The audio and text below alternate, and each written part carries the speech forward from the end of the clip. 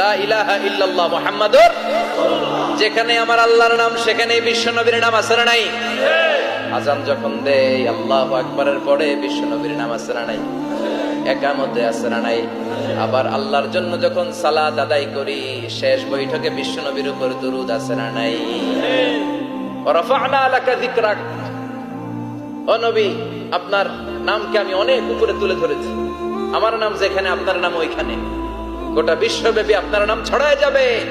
ওরা আপনারে গালি দেয় কবি বলে, ওরা গালি দেয় গণক বলে, ওরা বলে আপনি আফতার লেস কাটা, আসলে যারা আপনারে গালি দেয় ওরাই লেস কাটা।